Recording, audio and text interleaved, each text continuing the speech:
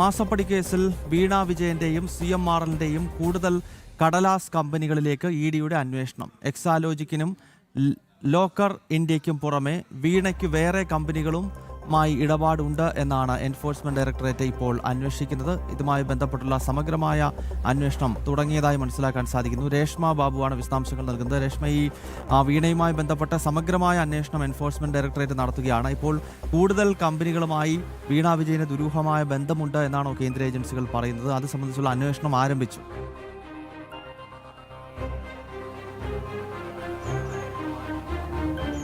അതെ ഗൗതം, അതായത് കടലാസ് കമ്പനികൾ രൂപീകരിച്ച് കള്ളപ്പണ ഇടപാടുകൾ നടത്തി എന്നുള്ള ഒരു അനുമാനത്തിൽ തന്നെയാണ് ഇഡി അന്വേഷണ സംഘം അന്വേഷണമായിട്ട് മുന്നോട്ട് പോകുന്നത്.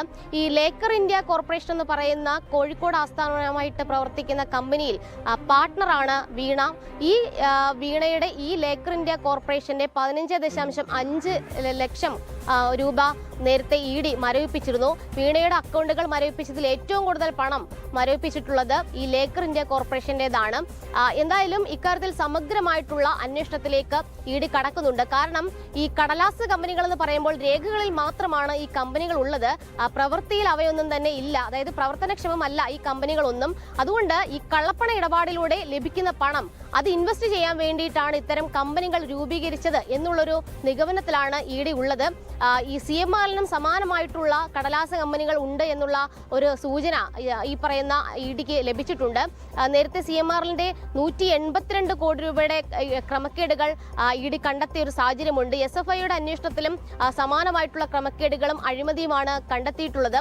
മറ്റൊന്ന്, ഈ ലേക്കർ ഇന്ത്യ കോർപ്പറേഷൻ കേന്ദ്രീകരിച്ച് അവരുടെ അക്കൗണ്ടുകൾ കേന്ദ്രീകരിച്ചുള്ള അന്വേഷണത്തിലേക്കും ഇഡി കടക്കുന്നുണ്ട്. കാരണം ഈ വീണ മറ്റേതെങ്കിലും ഒക്കെ തന്നെ കമ്പനികളിൽ പാർട്ട്ണറായിട്ട് പ്രവർത്തിക്കുന്നുണ്ടോ എന്നുള്ളൊരു അന്വേഷണവും ഇഡി നടത്തുന്നുണ്ട്.